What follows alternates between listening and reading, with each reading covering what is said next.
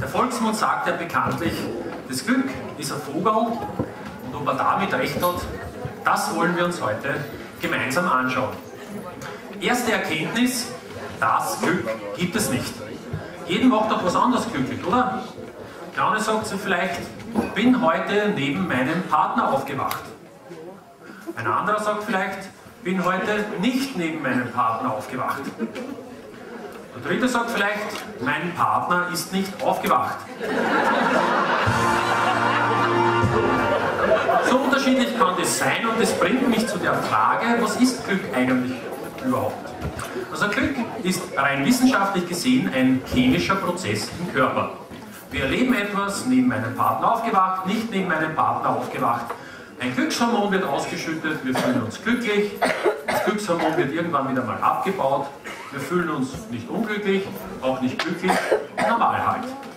Das ist die einfache Variante und dann gibt es noch das, was der Biologe das Belohnungssystem nennt.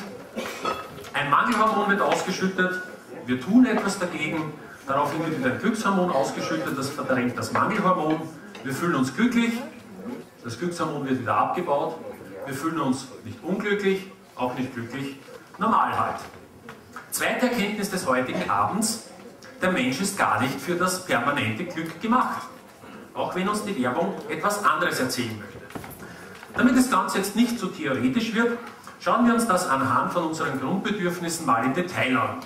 Es sind im Wesentlichen Arterhaltung und Fortpflanzung, einfach gesagt Essen und Sex. Sie erinnern sich noch? Ich schaue hier vorne ein paar ratlose Gesichter. Also Essen darf ich als bekannt voraussetzen. Und das andere, was? Das wird überbewertet.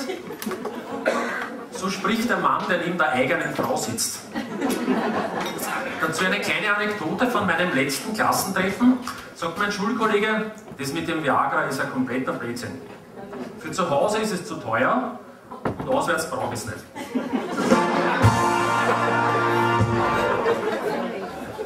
Ich bin mir nicht sicher, ob die jetzt alle verstanden haben, aber